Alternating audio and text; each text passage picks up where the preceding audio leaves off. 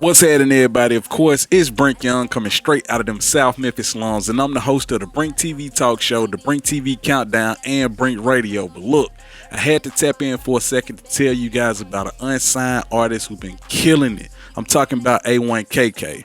Now, she been dropping bangers. I'm talking about back to back from the 1017 Up Next challenge to her brand new single called PB&J.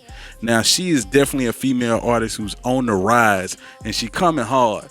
She damn near coming harder than the guys. Matter of fact, she about to drop part 2 of her project series, Harder Than the Guys. So y'all stay on the lookout for her. She's an independent artist. She's unsigned, and like I said, she coming harder than the guys. Look out for A1KK. What's happening, everybody? Of course, it's your host, Brink Young, coming straight out of them South Memphis slums, and you are tuning in to the most award-winning independent talk show in the whole South. I'm talking about none other than BrinkTV. Now, I know y'all probably scratching your head right now. You trying to figure something out. You like, hey, man, where the white couch? Hey, man, where the trophies at?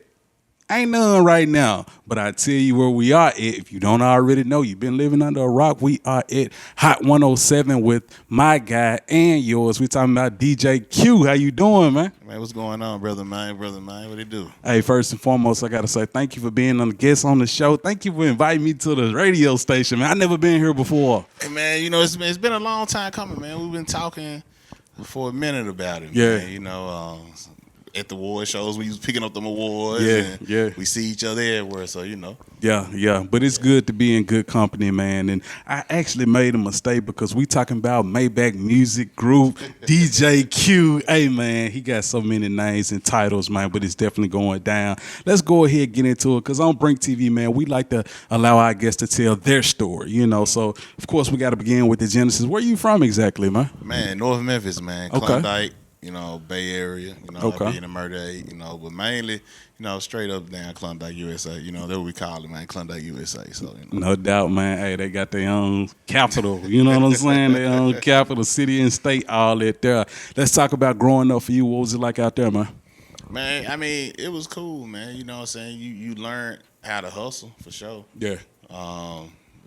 To stay out the way, but mainly just we were mainly like we was the family. We basically was a family out there. Yeah. You from the hood, everybody knew you, but just don't tread lightly. Do what you're supposed to do. Stay out the way. You know what I'm saying? Same way, most every hood. No doubt.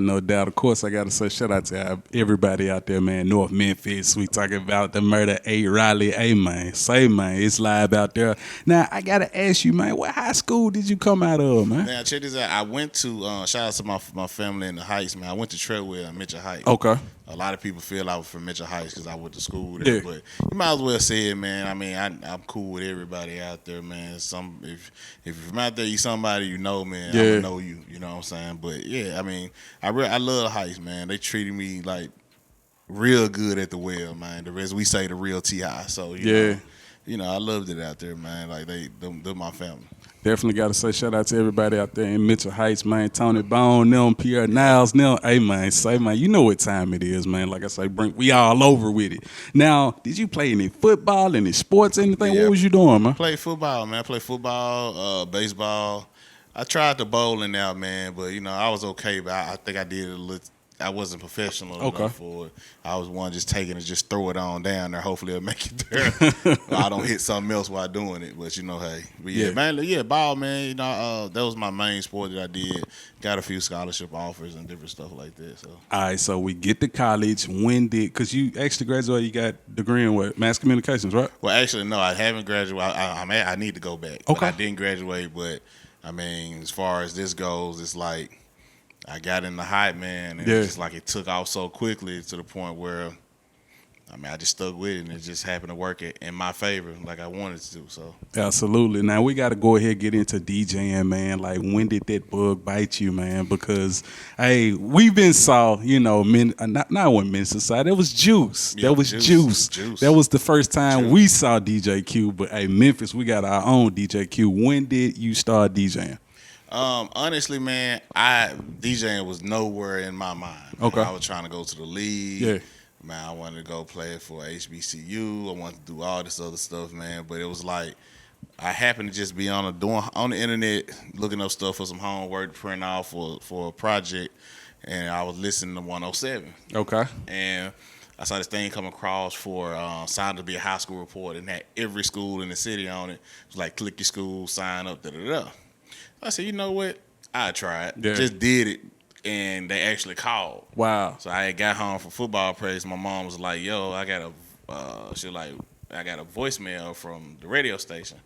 I'm like, a voicemail for what? She let me hear it. It was like, yeah, if you can come up here tomorrow, this, and this. And I was like, dang, they actually called me. Yeah. So I went, got to meet like TK, Boogaloo, Superman, Spider-Man, Just Born, Spanish Fly, my mentor, Freddie Hydro, Lil Larry. I got to meet all them and being here and seeing how they was doing it and seeing like what I actually heard on the radio live. It just intrigued me. Yeah. And I was like, you know what? I think I could do this. And then some of the time people don't know, like Boogaloo and them actually gave me chances at mixing and teaching me stuff. They really didn't care. They was like, look, man, you here, go ahead and there, just play around. So, I tried it. I sucked. I was terrible. But, hey, man, keep practicing, man, you get better. Yeah. So, after that, I was here for about 2-3 years, really 3 years as a high school reporter. I was 15 when I got here. And my pops was like, look, yo, you going to take this scholarship or you going to DJ? I was like, well, I'm a DJ. Yeah. He said, nah, hell nah. You going to taking your butt to school. Yeah. So I had to take the scholarship. Then I ended up coming back home to help my folks. And then that's when I was like, help my moms. And then I was like, you know what? I ended up meeting, there's a partner of mine named Kool-Aid. And he had a cousin named Beware. Okay. And I ended up, they was throwing parties out in North Memphis over there in the Murder and stuff. And I said, shoot, I want to get into that party promotion. Then, I just got back. I was working at like Radio Shack or something. And basically, I was helping them. I was passing out flyers. Yeah. And it was a DJ named Killer Cam and DJ Kenny Kane. They was DJing it. This is at Skyland Raleigh. Okay. So they was DJing at Skyland. That's what we were throwing the parties at. And I told Cam, I was like, man, I want to learn to DJ. He was like, nah, no, you don't. And I was like, I do. Yeah. So he was like, okay. He gave me like 6 records and was like, mix these records front to back. Keep going back and forth till you do it without messing up. Yeah. Once again, I was terrible. And he was like, man, you just got to practice. But I didn't have no equipment, so I could only practice when I went to the skate. When you were there, right. So he gave me a CDJ. It was like a dual CDJ. He was like, if you can mix on this, it's nothing for you to mix on these techniques. So I learned how to loop the songs to mix. And when he saw I could do this, he was like, okay, cool, now go. It's the way you learn how to do that. Yeah. Now do it this. So he gave me my first set of Technique 1200s. Yeah. Because he had a bunch of them. He was just like, here, gave me a mixer. I went home, practiced every day. So he was like, okay, I'm going to let you DJ. So he put me on the busiest night. Where the skaters, now if you could DJ for skaters, yeah, you can do anything. Because skaters gonna let you know, right, you suck or if you good. If that flow clear, you know you not that. Yeah. So man, I had that happen to me like 3 or 4 times. So you mean to tell me the floor cleared out? The floor 3 or 4 cleared. times. The floor cleared. That one night or what? No. Every time I got up there, yeah, the floor cleared. They went and complained, like, wow, nah, we can't get down with that. Yeah. So they had to get me, come get me, and they'll get it back going. And then he was like, man, see, you ain't practicing like I tell you to. So the one time I did it, he just left me there to figure it out, and I just like, forget it. I just walked off. Damn. I put a CD on, played a mix CD on, just walked off. He stopped me and made me go right back up there. Even though those skaters were mad.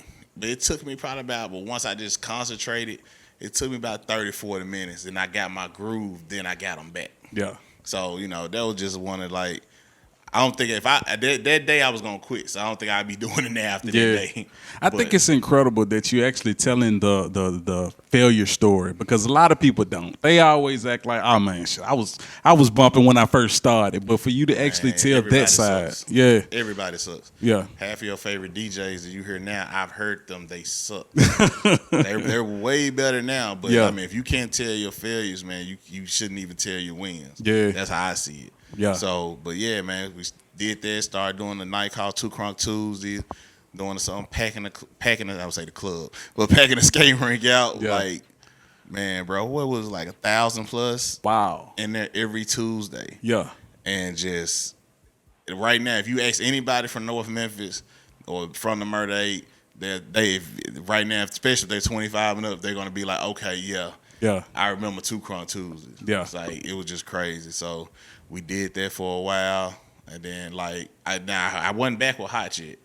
So they took off. I started doing this club in West Memphis called Unity. Okay, yeah, I remember Unity. Yeah. I had linked with Freddie Hydro. He kind of took me under his wing and was just teaching me a lot of stuff, and that became my mentor.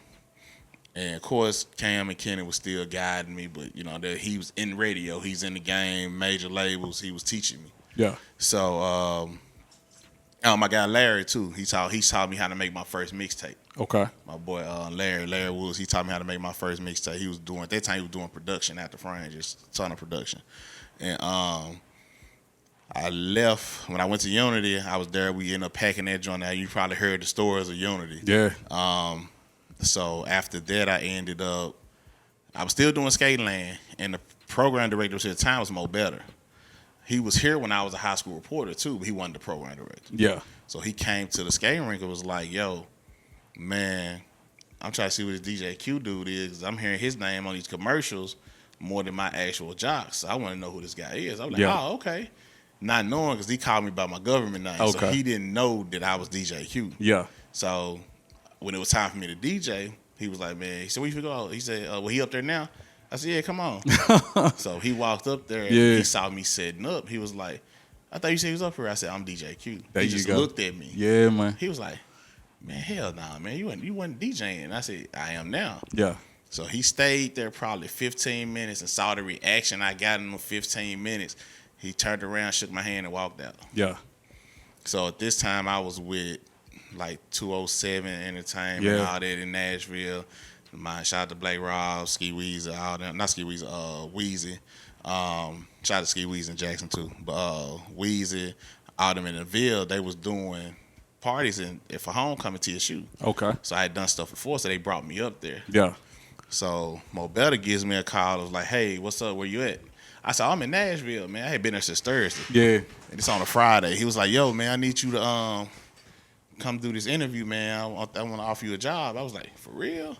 I was like, man, because I had came up here before and asked about getting a job. Yeah. But he was like, I said, well, I can intern. I work for free. I just want to get back in. He was like, nah, we don't do that. He was like, but don't call us. We'll call you type stuff. Yeah. I was like, oh, okay, Mo, bet. You know what I'm saying? So he called me. He was like, he kind of diddied me. You know how making a bed, he made them walk and go get cheesecake? Yeah. He was like, yo, I need you in Memphis by 5 o'clock.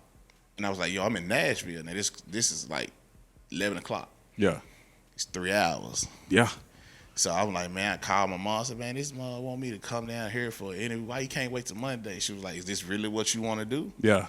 And this guy hadn't got paid for nothing, so I was broke. Yeah. So I was like, look, I got money for food, to chill. My hotel I already paid for. I got money for food, to kick it. Not to be filling up and coming back and going back. You know what I'm saying? So she was like, well, I'm going to put some money in your account. I said, all right. She put like some money in to fill my tank up. I drove down here. I got here at 4:50. Wow. But he was walking. When I pulled up, he was walking out to get in his truck. So I pulled up and just parked behind him and hopped out the car. He looked at me. He said, oh, what's up, man? You made it. I said, like you was finna leave. He said, yeah, I was. Wow. And I was like, why was you leaving? You said 5 by 5. I said, I'm here at 4:50. He was like, yeah, but I leave at 4:50. He was like, normally people get here early. But I said, man, you know I was JC. Yeah, it's okay. He said, well, you got the job. See you Monday. And I just kind of stood there and looked at him. I was like, so that's it? Yeah. So I drove got here like 2 hours and 45 minutes speeding. I got here for you to tell me I got the job. Right. I see you, go back up there and chill, see you Monday. Yo, I was so pissed off. Yeah. I said, dude, I just spent my last to get down here to you. And he said, oh, man, how much it take for your car? I said, about $40. He was like, here. He said, I see you Monday. Wow. I was like, no, dude. Like, I need more than that. No longer conversation than this. Yeah. But, yeah, he gave me the job, man. So, you know, it was just from there, just a lot of hard work, a lot of grinding, a lot of practicing. I DJed almost in every club in the city. Yeah. Like from Unity to Visions, Plush Club, Fire Nights, Martini Rooms in Martini Room. Man, the hole in the walls, whatever you name it, man. Where it was some tables, I was there. Yeah. I mean, I still sucked then, though. I was decent. Yeah. I could hold a party down. I was like that opening DJ, but it just took me a while to develop that. Yeah. You know what I'm saying? Develop it. So now I can just say all that hard work paid off. You know? Man, that's a hell of a story, man. Of course, I got to say, shout out to Mo Better for diddying him because that's what made you who you are today. We talking about a real beast. I got to dive into the situation with Maybach Music, man. How did that come about? Because that ain't something that just you gloss over that. Like, we got to talk about that, man. I kind of worried the shit out of Ross. Okay. And I'm going to say this because he came here for a listening event. This is like when hustling first took off. Yeah. And I was still fresh back in the hot, and I was a fan of his. And I ended up seeing him. Curtis Givens had a spot called Silver Spoon. Okay. Yeah. Well, you know Silver Spoon. I'm talking like you ain't from here. And Curtis had him there. Hunter Promotions had him. Lester Page, Ricardo, Corey Sparks, and them. Corey, Corporate Corey, yeah. We went over there, and I got invited. So I was like, hell yeah. Dro got me in there too. So Dro was hosting. So we go over there, and I see him. He was like, I'm like, I'm a fan. And I said, I'm overcoming DJ or whatever. I said, man, hopefully one day, I'll be a part of your Maybach Music. And then it wasn't even, I don't think it was Maybach Music then. I think it was called Carol City Cartel, I believe. Carol City Cartel. Triple C's, yeah. And I was like, yeah, hopefully I want to be on your team one day. He was like, yeah, man. Keep working, man. Maybe it will happen. Yeah. I was like, dang, this might just blew me off. So I ended up seeing him again. That's when Maybach Music was Maybach Music. Curtis brought him to level 2. Yeah. And I told him again. I said, man, I don't know if you remember me or whatever, but I saw you the meet and greet you with Hustle. He said, man, it was a while ago. I said, yeah, man. I told you one day, man, listen, man, I got my own show. By this time now, I got overnights and weekends on Hot. Man, I just moved to this, Hopefully I can get the night show or another show prime time soon. But I'm working. At that time I had like 5 or 6 nights I was DJing a week. I'm doing this. I'm doing that. I actually got the DJ that night he was there. Yeah. Shout out to Curtis for that opportunity. And he said, all right, man, keep working, man. I see you grinding, keep working, man. But he didn't know who the heck I was. He didn't remember me. But he still but that's type of thing. Ross still gonna try to motivate you in some way. Yeah. So he opened his first wing stop. Okay. That was on Winchester. Yeah. It was on Winchester. I went up there, and he had Khaled pulled up with the bus, Wale, all them, and I met him again. I said, hey, man, I'm DJ Q. 107, man, I met you a couple of times, but hey, man, I'm out here hustling, man. You told me keep grinding. This is what I'm doing. One day I'll be part of your squad. I still want to be part of your squad. He said, man, I appreciate you hustling, man. I see you, man. Thank you for helping me out here and everything. Woo. Still kind of brushed me off. Yeah. So, I thought he brushed me off. The next time I saw him, he opened the Wing Stop on Poplar. Okay. And Boogaloo was we had a live remote, so Boogaloo was there. I was street team. When I heard we was going, I said nobody else. I'm going. I'm driving the van. Yeah. So I got there, and shout out to my sister Wanda. That's his sister. She I told her, hey, I'm from the radio. If you need any help, I'm here with the station. But if y'all need any help, let me know. Yeah. So she was like, cool. So she actually put me to work for real. And when he got there, she introduced me to him, and I was like, I said, yeah, I'm DJ Q. He said, yeah, you work at the radio station, right? Yeah. And I was like, hell yeah. He remembered a little bit of me. So he ended up, we had a whole bunch of stuff going on. Of course, everybody trying to get at him, this, and this. I said, yo, I'm going to be over here in the cut. You need something, let me know. He said, cool, I appreciate it. Boom, Boogaloo did the interview, all that, signed all the autographs. And he called me over and had me help with the autographs. So, hey, man, do me a favor, snap the pictures for me. Yeah. While I snap the pictures for him so we can keep the line. I said, cool. Boom. I was like, yeah, I'm in the dough now. Like, I didn't mean much to some people. That meant a lot to me. Yeah, man. So after that, he thanked me or whatever. He dipped. So Ross does a lot of charity stuff. And we did a Secret Santa with the station. And he came up here actually, like, man, he do amazing things every year, but that year he did some amazing stuff. He furnished people's houses. They didn't have nothing. They did a lot for the kids, gave people stoves, refrigerators. Like, he be going all out. So his sister came up here and she remembered me. She was like, hey, Q, could you help us out with this? I said, man, no problem. So I helped him out, did a bunch of stuff for him, no questions asked, and harassed him and asked him for nothing. I was just here. Yeah. So when he got here, I was at this time in here we had couches, so I was sitting on the couch. He walked in, I stood up, I said, hey, Ross, I'm the DJ. He said, yeah, Q. Yeah, okay, I remember you. I said, okay, cool. So my father always told me, introduce yourself, you ain't got to do it no more. Absolutely. So I was helping him out. I said, if you need anything, let me know, and I'll be over here in the cut. He said, okay, cool, I got you. So, man, it's crazy because the person that was doing the picture stuff was doing too much for him. And he was like, man, just come over here and do this for me, Q. I said, bet. So I took the pictures doing this. I had everything organized and stuff.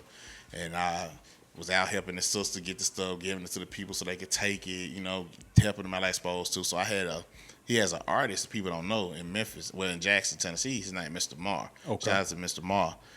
I was doing street team work for him. I did it, I didn't even charge. I just did it because that's Ross artist. Right. And plus he from the state, you know what I'm saying? We help each other out. So I had posters in there, so I was handing people posters and CDs too. And he looked at all the posters. He said, man, you know Ma? I was like, yeah. I said, I saw him with you a few times on your Twitter page. You posted pictures and stuff, and then he's from the state, so I helped him. He said, for real? I was like, yeah. So he said, can I get one of these posters? He took a picture and sent it to Ma. Yeah. So he was supposed to leave, but he didn't. He stayed because it was around the holidays. They, kicked it or whatever. And he actually stayed and he listened to my mix. So I did a whole Maybach mix. And it was like some songs he didn't even have clean. I had them. So he sent the tweet out and was like, man, shout out to DJ Q representing for MMG in Memphis. Yeah. So I didn't think nothing about it. So Black Bo, RP, my brother Black Bo, he got my phone number. It's like, hey man, let me get your number, whatever, woo. So I gave him my number, and he texted me. It's like, yo, Ross is listening to you. Keep doing your thing. You sound good. And I was like, oh shit, wow, okay, that's dope. Rick Ross is listening to me. Yeah. And like 5 minutes later, I got a tweet.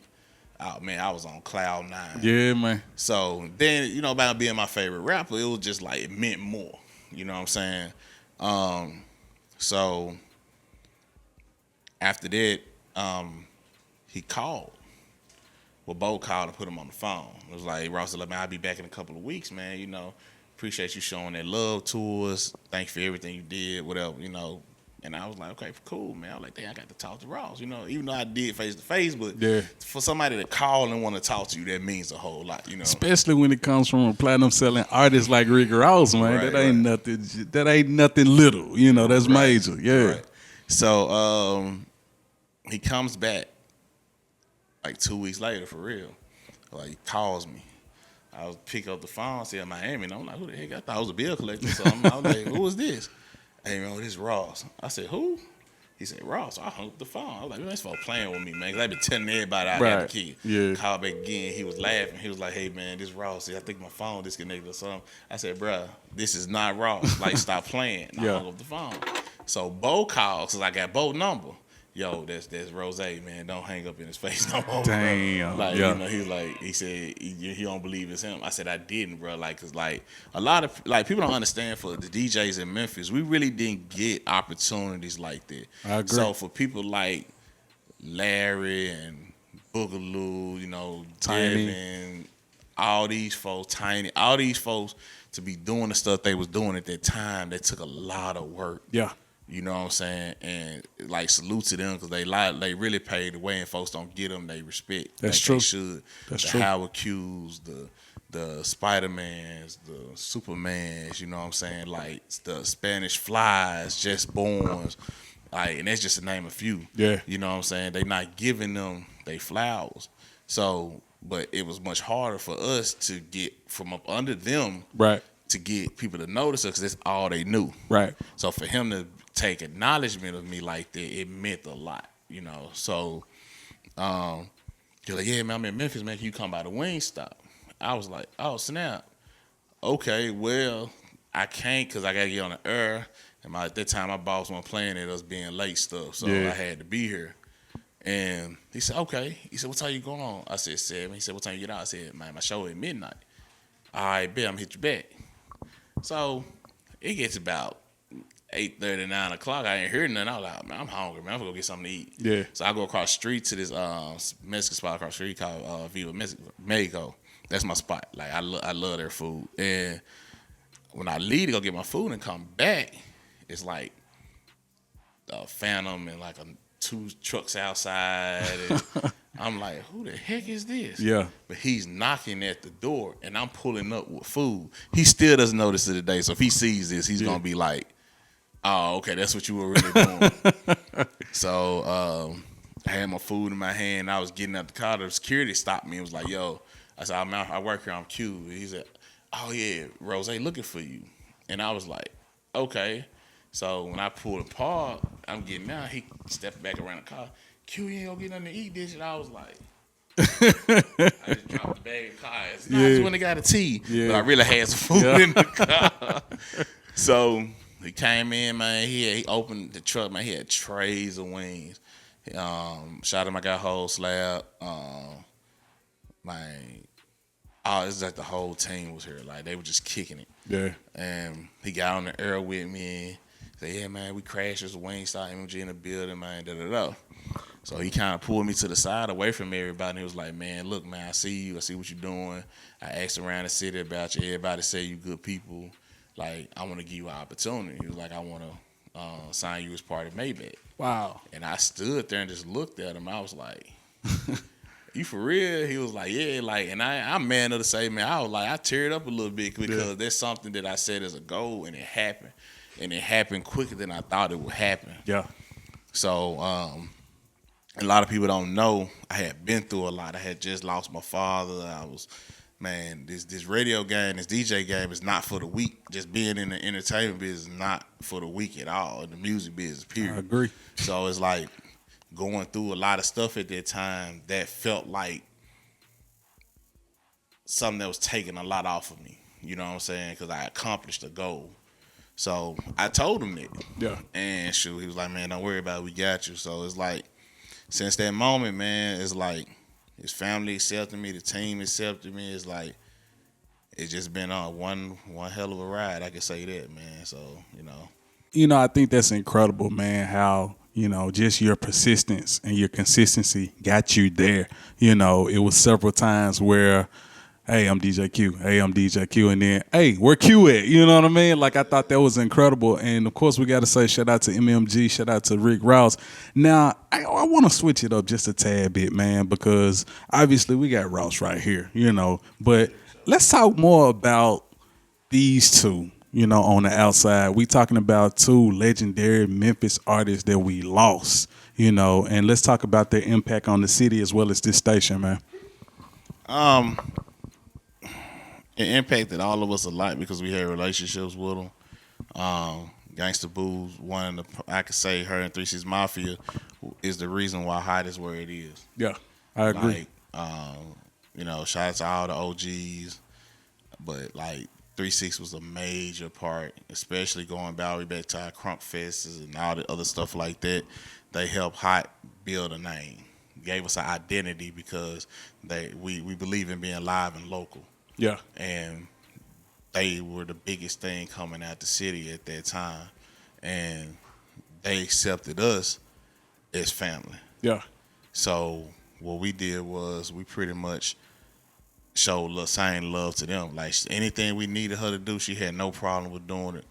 Like, Gangsta Boo as an individual, like, she was one of the first women from the city to get on. Like, I feel like her and Mia X and Chat were the ones that paved the way for Southern female rappers. Definitely. Yeah. But she was always the one that extended her hand to any female rapper in the game that started to come up, from Diamond and Princess to Crime Mob all the way now to Glorilla and Gloss Up and Lotto. Like, it's been crazy. And all them that's on top right now. Yeah. You know what I'm saying? To the Savages, everything, like, she showed love. Yeah. And she believed in that Memphis thing. Like, you can say what you want, whatever you think about her. 9 times out of 10, it's probably not true. But like Memphis, anything she embodied Memphis, she embodied the female power for a female artist. So, she showed us whatever we needed, interviews, to come somewhere, to do anything, she was there. Yeah. So, we appreciate her and love her for that. Like, it's always love. Definitely. One thing I gotta say, just to kind of piggyback off of what you said, just to see her embrace whatever new up and coming artist out of Memphis, you're a legend. You solidified. You don't have to do that, but the fact that she did that, like me seeing them on the verses they did with Bone Thugs and Harmony, and they brought out Duke Deuce, and I was like, wow, like you ain't got to, but the fact that y'all did it is amazing. Yeah, she loved Duke, man. Like even like not just her, like say like Beat King down in Texas, like she rocked with him. Like, he got a big picture of her on his wall. Yeah. You know what I'm saying? Like anything dealing with music, if you got a good soul, whatever, she rocked with you. You know what I'm saying? And also you saw in that verse that she can get with the stuff too. Yeah, man. But yeah, man, she was a great person, man. Like, I mean, I got a chance to go there at Celebration, and I mean, the love she was receiving, like, it was just crazy. Yeah. So, yeah. We definitely got to talk about Flipper, man. The other picture over here, we talking about the South Memphis Kingpin. Man, we lost one, man. What can you say about it? You want to speak on it? Man, if you don't know, a lot of people don't like the way I feel about Ross, I feel about him. Yeah. And from the beginning of his career, he's always showed me love when he didn't have to. Yep. Phone call away, man, humanitarian, you know what I'm saying? He's same way, he embodied Memphis. He wanted Memphis to do good. He loved the underdog. If people to feel like you can make it, he was gonna show you that he can help you make it. Right. Like, he made some millionaires, he changed a lot of people's lives, you know what I'm saying? Unfortunately, he lost his life to senseless gun violence, but that's family, you know what I'm saying? And forever will be. Like everybody say about me, like cool, like cool with everybody, because I am. Right. No, I don't, but him, that he's something special, you know what I'm saying? And I forever have a place for him in my heart, you know what I'm saying? Especially like he is with the city. Definitely. So, it's much respect to him, the whole Paper Rap family, No doubt, man. Dolph definitely was a gift to the city of Memphis and, man, Tennessee. I can remember interviewing artists in Jackson, and they talked about how they felt it there, because it's like, man, he was helping people here too. And I was like, wow, I didn't know. Like, you just never know, how much a person does and how much their love actually was shown out there to the world. Now, of course, let's go ahead, man, talk about this Memphis Monday, man. What's going on with that, man? Y'all playing local artists? What? Huh? What? I mean, Hot has always been known for leading the way with doing things for independent artists. Like, from, like I said, from 3 6 Mafia, Player Fly, we was first people playing Yo Gotti. We played Dawg's first single first. We played Gangsta Black. Like I said, Lil Chad, Gangsta Boo, Pretty Tony, Criminal Man, Mr. N, Nasty Nardo, Young Key. I mean, it's just to name a few. And we just, like, over the years, some people felt like we got away from it. And they felt like we weren't rocking with the Memphis artists like we should. And to a degree, they were right. But, everything goes through a transition. Like, Hot had to go through his transition. Right. But now, Memphis Mondays is centered around Memphis. Okay. And Memphis has has always, in my mind, has been a big factor in the music industry, entertainment, and everything. As you saying, from movies to everything, it's something having to do with Memphis involved. I agree. And Memphis Mondays is for me to be able to shine a light on something that people already know, but they just ain't been paying attention. Memphis has some of the dopest artists in the world, and they don't have the helping hand, have the time, or they don't know what to do.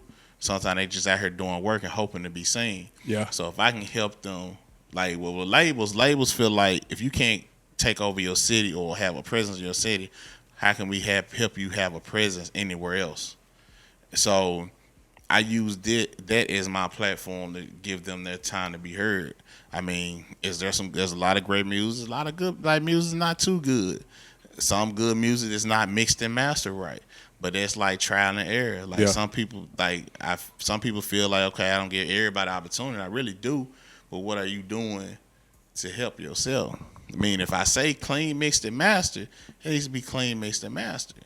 Like, they'll send me YouTube links. They'll send me the song dirty as crap. And I be like, man, this song is so hard. Like, some of my DJs who like EA, man, my brother, like a few people, they just be like, man, that jump hard, but why they ain't send it clean? Yeah. You know, so I mean, but like I said, it's a platform to help artists to be heard. Like, it's never been done in prime time hour of a radio station for somebody to play local artists and nobody. That's kind of like radio death. Yeah. Because you taking a chance at playing something and people are like, I don't like that, let me change that channel. Correct. But it's really more people paying attention than there's ever been. Like, I get emails or people see me out of like, bro, man, thank you. Like, I looked on Shazam and my Shazam numbers double every time you play it, or like, and it's working. And they showing in ratings, it's showing just in the streets, because some DJs are picking these records up and playing them. So it's like, I feel like just that little part there can help me just give that helping hand, even if I just can't work with them directly. Yeah. But if I can help you, then that's my way of helping you. So my question is, and I'm pretty sure all the artists out there watching this from Memphis, but watching this, they want to know, well, how can I get my music on Memphis Music Monday? How can I do that? All right, well, like I said, clean, mixed, and mastered. Email it to music@hot1071.com. music@hot1071.com. You can email it there. We sit down, we listen to it, and we just, we pick. Like, okay, cool, man. Well, they ain't good, but this one straight. We need to get this one a chance. Like, and sometimes it don't even just be with just the email. We may be out somewhere and hear somebody play a song, and like, I got a lot of mixers that mix with us. Yeah. So if I actually get out and I go to a club that they're at, I actually listen and be like, hey, cool, who was that? Oh, man, bro, that's what I was telling you about. Or, man, I just started rocking with them. You like it? Now, yeah, just get it to me, and I drop it. Yeah. Like, there's a lot of artists that I be on Instagram and see it, and I DM them. You got that clean? Yeah, okay, shoot it to me. Yeah. And it tends to work for them. Like, it helps people understand who they are. But I also tell them, too, like, hey, make sure your stuff is together. Make sure you got it registered. If you got it on iTunes, make sure it's registered with Shazam. It's on every platform they can get to. Right. Because when they Shazam is going to give you iTunes, Tidal, whatever their music's at. It even will grab the videos. They got a video on YouTube and play it. Yeah. So it's like you got to use the smallest things to help you get discovered. Because these labels, believe it or not, they are in this city every week. I agree. I agree. Labels is in they this looking. City. Yeah.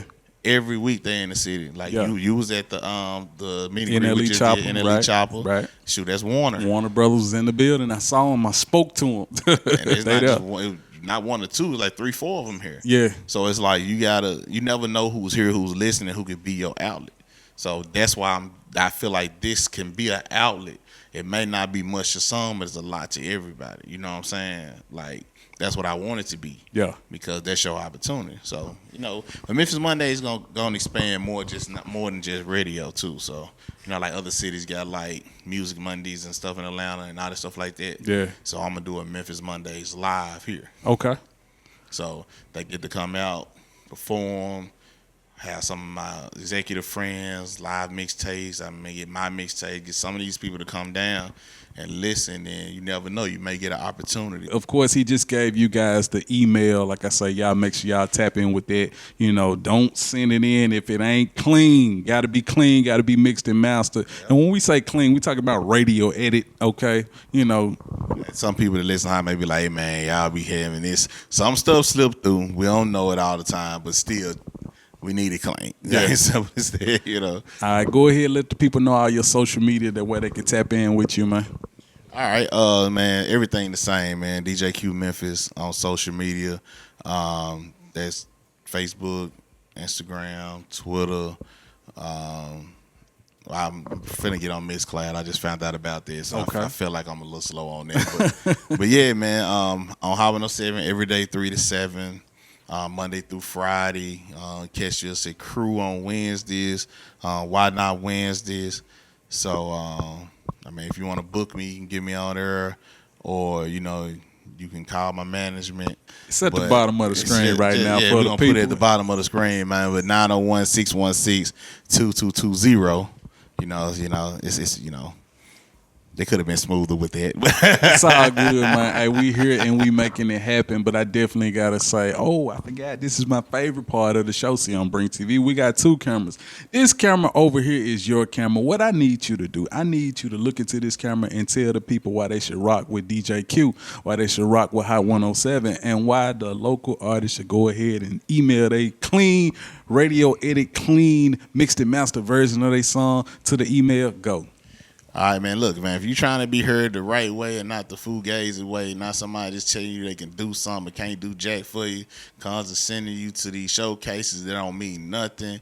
Hey, this is a platform for you to actually be heard. You know, I'm trying to get everybody a chance to be seen, trying to get everybody a chance to hear, let the city hear their talents. What you do with this opportunity is up to you. You know what I'm saying?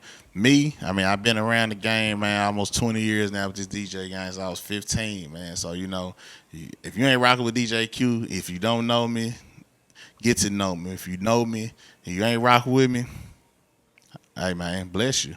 Man, that's all I can really say, That's man. all he can say. Hey, I can't say it no better myself. But, of course, I got to say thank you for being a guest on the show. Thank you for inviting me here. Like I say, I love the place. Long time coming, man. Long time coming. Hey, man, I'm glad to be here. I am very happy to be here. Like my man said, I'll cover to America. But with that being said, now back to more Brink TV.